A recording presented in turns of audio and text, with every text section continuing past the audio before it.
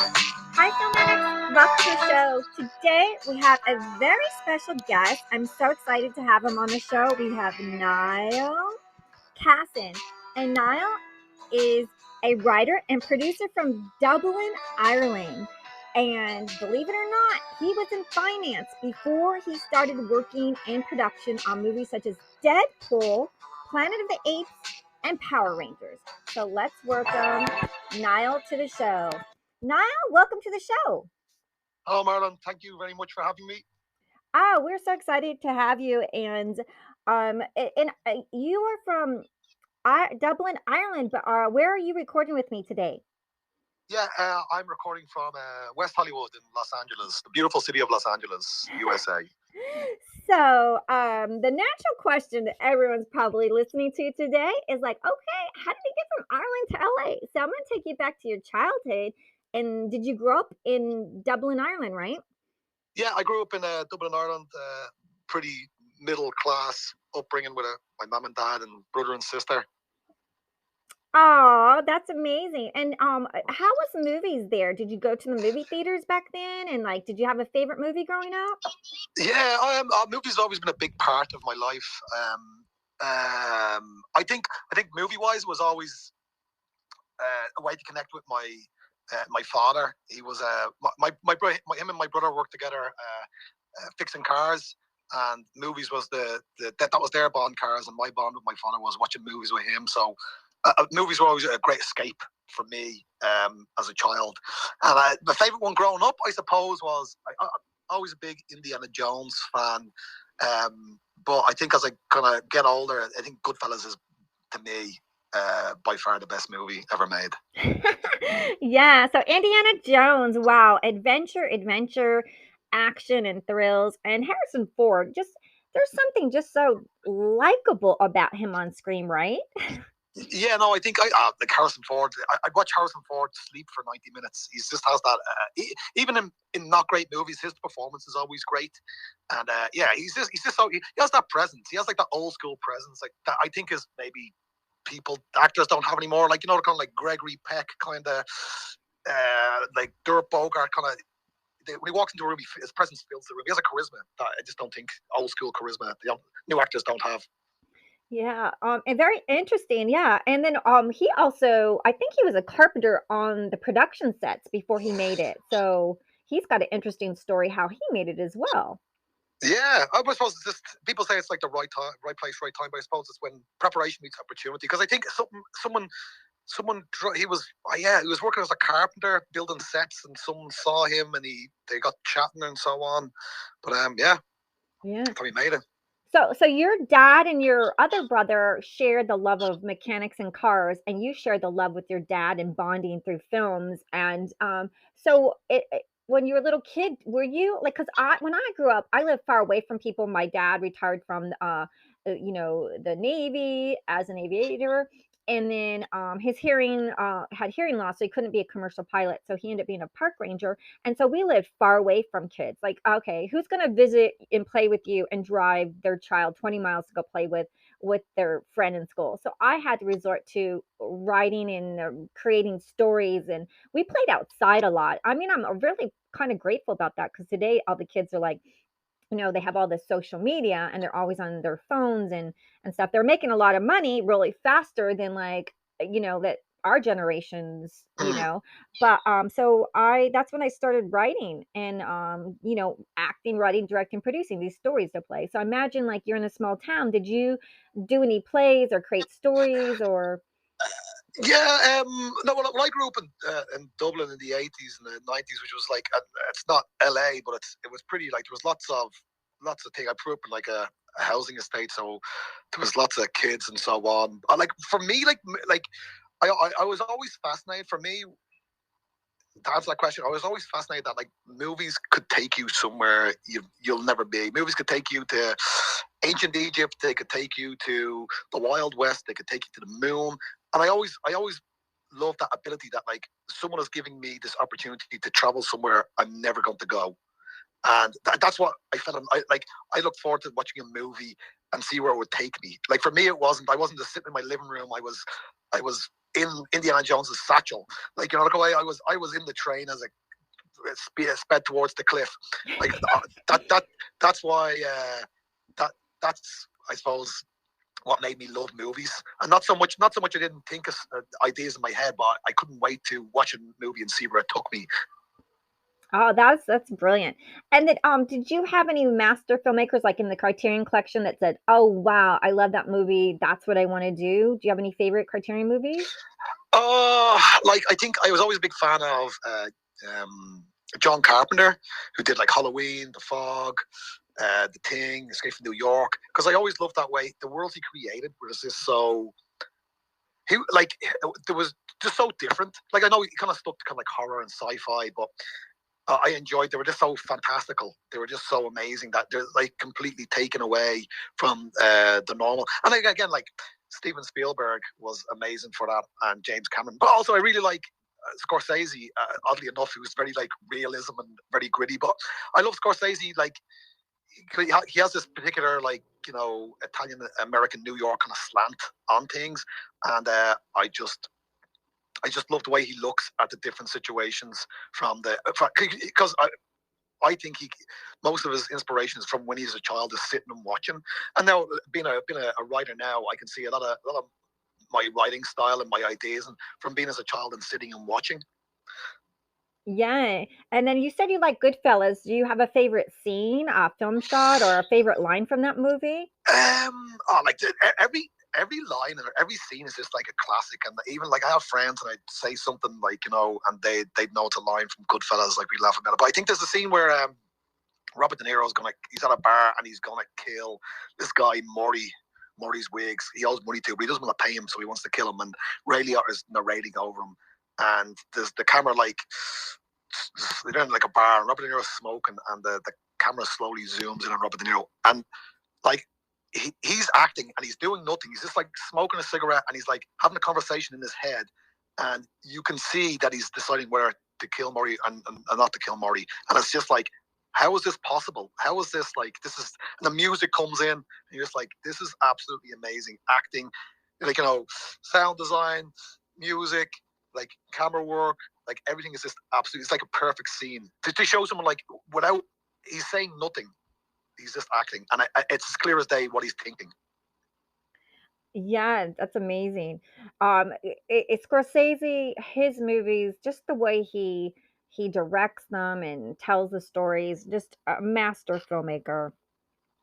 Oh yeah, yeah. Again, like Scorsese is one of these guys that's been like there's a handful of directors like Spielberg, Ridley Scott, James Cameron, Man Scorsese. Like they, these guys can do whatever they want, pretty within reason. Like look at why like and which I don't think is possible anymore for like modern directors. Say bar Christopher Nolan, but these guys are all like people like Martin Scorsese. They're essentially a dying breed where they call the shots on pretty much everything.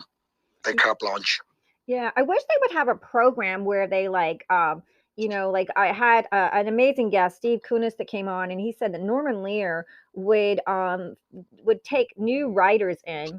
I believe they were younger, but and then put them with the veteran writers and kind of train them and teach them how to write TV shows. And I wish that they would have a program with like veteran directors and producers and writers and pair them with new writers, and not necessarily that they have to be young, because those people would get a free pass without actually writing, directing, producing, Mm. working for an agent, working for a producer, going out there on their own, because most people have been struggling to find their footing. But maybe someone that's middle aged, or even a senior person that needs that chance because they've been trying to find a door. But it's like the older you get, we were discussing, it's harder to get in because people always want, oh, the new people, the new people, the young people. But there's champagne and fine wine, the older it gets, the more expensive it is, and it tastes the best. So there's a lot of people have just been working on their craft, waiting for their break. And so I'm hoping that they'll let older people that have been working on their craft in, and maybe put some programs, not to so stress like you have to be young, because they didn't even and they've never,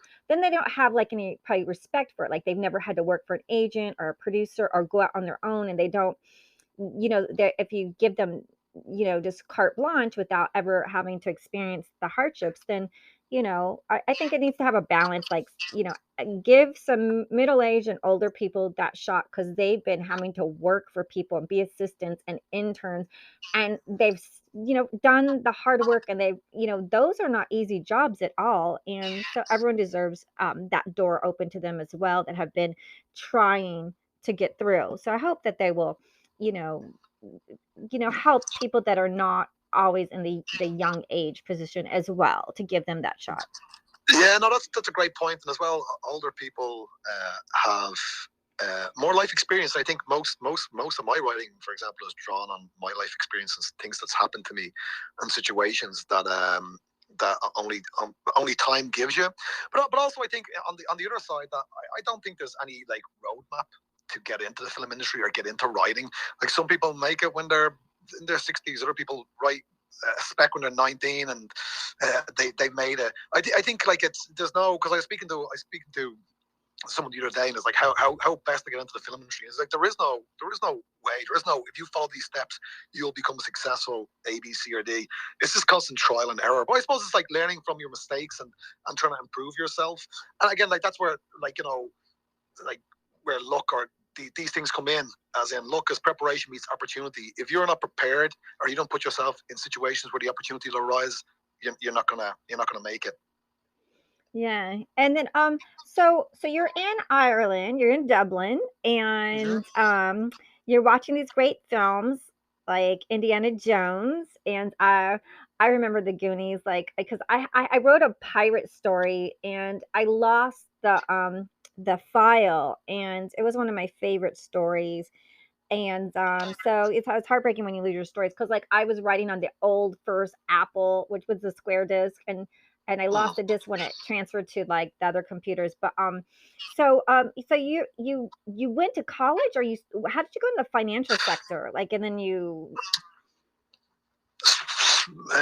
So I finished we call it secondary school, which is like the equivalent to high school over here. And then I did like a 2-year course in Coláiste College, which was like film production. But again, like I don't think it was its first. There's many options for film like college in Ireland. So this one was informative, but I don't think it was like the best ever. So after that, I spent a year in Australia, just living and working in Australia. And then I came back to Ireland, and I was in my early 20s, and I had to get a job. So I kind of fell into banking. I stayed there for 10 years, just working at a bank, like retail banking in Dublin, Ireland. And I every year I tell myself I'd write, and I never did. And then I think I was 31, and I was just like, I'm sick of this job. I'm sick of this life I'm living. And I sat down and wrote a really bad script from start to finish. And then I went to this. I think it was like 2014, 2015. I went to Pitch Fest. I don't know if you ever heard of Pitch Fest. Yeah, Pitch Fest, and that's when you Yeah. moved to Vancouver, or before you moved? No, before I went to Vancouver. So I was still working the bank. I went to Pitch Fest with the script, and everyone, like, people, like, I don't know. So for your listeners, Pitch Fest is like speed dating. You go there with a script. You get 5 minutes to speak to your producer. If they like your script, they will ask for requests. So I went to Pitch Fest. Some people asked for my script, and I just like, listen, I don't know, I tried. Listen, whatever comes, but at least I tried. So then I came back to Dublin, and people got back to me and said, like, listen, the script it's too big. It's massive. Your writing's okay. And even with that, like, when someone in LA, in Hollywood, to say my writing was okay, that's all I needed. All I needed was a small bit of. So I said to myself, all right, I'm going to dedicate the next year to save and write. So I saved and wrote, and then the following year I quit my job in the bank. And my parents just like, what the hell are you doing? Like, you're 32, you have to quit your job. You're gonna try it, make it in LA. Like, at this time I'd never worked on a set, never written anything. I'd only written one script. So I came to LA with this script. Again, people didn't love it, but they liked it.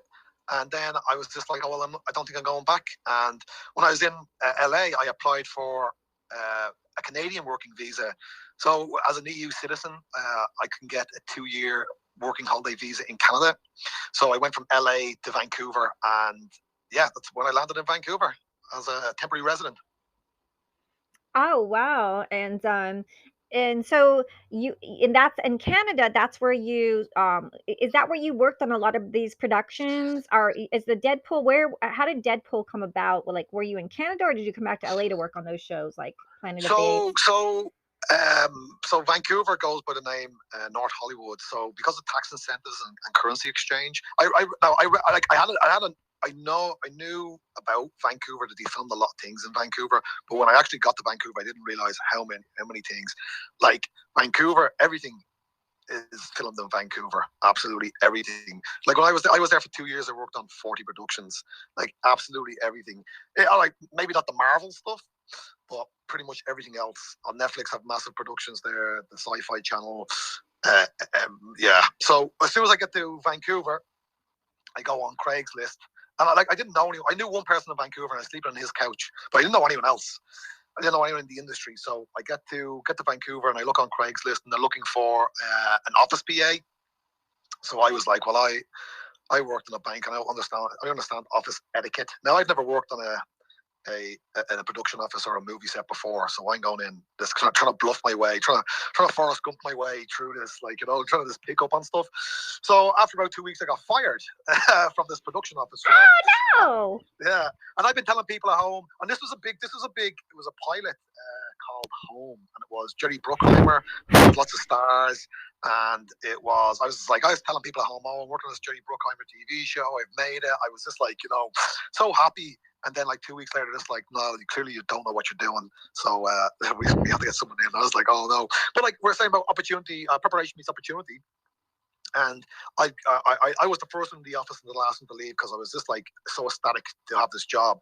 And then the location manager, he was like, I see how hard you work and I see you're very passionate. He's like, would you like to come become a PA? And I was like, what's a PA? And he's just like, oh, you'll see. So then I joined the locations department and I worked on locations. And that's where, so this gets a bit complicated. So on union jobs, you can't become union if you're a temporary resident, which I was. For any role, like you can be working the camera department, like grips or anything like that. But for locations department, you can be you don't have to be a Canadian citizen. So all the people in locations department, 75% of them were expats. So they were like Irish, English, French, Australian, Americans, Spanish, South Americans. So with that, we all kind of formed a big group of people, if you know what I mean. Like we all had each other's backs. So from that, from the people I met there, that's how like my net, like I understand the importance of networking through that. That like when someone would go to a show, you'd ask them if there was any positions or roles, or they'd ask you to come and join their show. And through that's how I worked on so many productions around Vancouver. So I worked on like the 50 Shades sequels, Power Rangers, Deadpool, Supernatural, Tully, When We Rise, and like every day, and like this was all my working on set was informing my writing because I didn't want to be production assistant or like a thing, but as a production assistant, you're kind of like a dog's body, so you could do anything. Every day's different. But like I always tried to stay close to Video Village around the director and just listen to what he says. So I'd read the script, the sides, and then I'd see how he directs it and see how the shots are set up. Because this would make my writing more informed and make it seem more professional and bring up the grade. But like some days I'd be like, oh, there's Gus Van Sant, and I'm listening to how he sets up the shots and how he does things. And the next day I'd be like, oh, there's Jason Reitman, and I'm listening to how he layers the shot and what's in the background and how the dialogue's delivered and the choices the actors are making for, because I'd read a line and be like, oh, they're going to deliver it this way. And then I'd see Charlize Theron deliver it somewhere completely different that worked way better. And it's like, now I understand. And again, like writing and watching how it's made and so on, like it's learning a different language. It's not English. Like you're learning a whole different way of doing things. It's like screenwriting, reading scripts. It's not like writing a book or reading a book. It's completely a different process altogether. So after those 2 years of this being like, in the deep end, and this is 5 days a week, and like they're 15-hour days, so they're long days. And through that, and like I didn't go out and party. I didn't like go skiing. All I did was work. And when I came back to Ireland in 2017 or 2018, I just like incredible resume of these amazing movies I'd worked on, and yeah. And then how did you when you returned to Ireland in 2018, you became the personal assistant to former Universal Pictures executive Scott Bernstein, who did Straight Yeah, Out of Compton, Respect, and yeah, do you want to tell us a little bit about that? yeah. So I came back. I came back to Ireland, and I was like, I was, I was like, oh, I'm back here now. And of course, there is film production in Ireland, but like not the same scale as Vancouver. And I didn't know anyone in Ireland. I didn't know anyone in the production side, because again, a lot of this is like when you build your network. So I had an incredible network in Vancouver, not an incredible network in Ireland. So I came back, and I always like, I because when you work in the film industry, you're pretty much working for yourself. You're pretty much like you rise or fall on your own, like your own steam. So it's just like I got back, and I just like carpet bombed all the production companies in Dublin, and there are a few, but I sent out emails, and about I don't know about a week later, uh, this person emailed me. He's like, "Oh, hi, I received your CV, and your resume, and I don't even know what company it was." So I went for a meeting, and then yeah, they're like, "Oh my God, you're such an impressive. You've worked on all these massive movies. Could you be a personal assistant?" And I was like, "Yeah." So that's how I became the personal assistant to Scott Bernstein. And Scott's been very. I'm still friends with Scott to this day. I went to Shabbat with his family, and he's been very helpful in my career. That's So we built that like we're more well, I don't know if we're friends. I'd say it's more like a mentor. He always looks out for me. But and then I got to see this different the way he views a movie from a producer's point of view. So beforehand I seen it as a production assistant and the lower echelons of the hierarchy of the film. Now I'm like right there in the beside the director and the producer, all 15 hours a day for 3 months, seeing how things are done. And again, this informed my writing, made my writing better. yeah, and then you worked on, and that was a Steven Spielberg executive produced the Yeah. feature The Turning. That was what he worked, Mm. right? Yeah, that was so that was Amblin Entertainment. It was based on The Turning of the Screw, which I think again got remade by Netflix. I think it was one of the Mike Flanagan ones now. So it's about kids and ghosts, but I had a great cast. I had Finn Wolfhound from Stranger Things. I had Mackenzie Davis, who I actually was so funny that I actually worked on Tully with Charlize Theron and Mackenzie Davis, and then the production offices in Dublin. I I uh, I was introduced to Mackenzie, and she was like, "Do we know each other?" And I was like, "Yeah, I worked on Tully in Vancouver." And she's like, "What the hell? Like, what are you doing here?" So it was funny that way. And then a great young actress called Brooklyn Price, who was in the Florida project. So when we were filming in this like gothic mansion in the Irish countryside, which was a treat as well. It was great again, like being immersed in this world of like all these like artists and these actors, and everyone was amazing just to be and see it all happening and be a tiny little part of that, whether it be getting someone coffee or making sure their lunch is warm. But yeah, it was an incredible experience. Making sure their coffee is warm, and like, is it non-fat? Is it almond milk? Oh, oh, oh, Is it trust me, two it's pumps or three pumps of sugar? it's an exercise in patience, and yeah, but like it was. Listen, I have no problem sweeping the streets on a film set. I enjoy being part of being that small bit of a creative experience. Like I'm not like if someone offered me a job now being like a personal assistant, I'd snap the hand off. I've no problem. I'm and it's not the case of like any genre. I love all film in the process, and I think although I wouldn't write now. I don't write comedy or romance. I would happily work on a comedic movie or a romantic movie just to see the process, how it's different to what I'm used to, and I might get nothing from it, or I might get. I don't think I'd always get something from it, but and be able to implement it. So it would be beneficial, you know. Yeah, and did you have any funny stories or any stories you'd like to share for all those? I mean, you worked on the Planet of the Apes. I mean, anything that you want to tell us more for the Planet of the Apes? Like, how were the Oh, sets or the costumes? so Planet Ace is like I'm a big Charlton Heston fan, and so just the continuity for Planet Apes is actually linked to the Charlton Heston movie. So I remember one time we were in, I don't know, I think it's called. There's a big forest area in Vancouver. I don't know if it's Mission. All these mountains, and we had to be there like 5 in the morning, and we got there, and there was like we were in the middle of this forest, like deep in the forest, and there's all this camera gear and everything's in there. And they did this horse charge of these guys in the motion capture suits and pretending to be apes. And I just thought for that 1 second, like I was just watching this, and I'm just like, this is. So they were using motion capture in the middle of the forest to do the apes. Is that how they did that? Just getting a little internet. Let's see if we can get Niall back. Niall, you coming back to us? We were discussing Niall. Um so today is so we'll end this for part one, and we'll talk more with Niall Cassin. He is a writer from Dublin, Ireland, and he worked, like we said, Deadpool, Power Rangers, War for the Planet of Apes, Riverdale, and Supernatural. And then Niall returned to his homeland in Ireland and worked for Universal Pictures executive Scott Bernstein, straight out of Compton, on the Steven Spielberg executive produced feature film The Turning.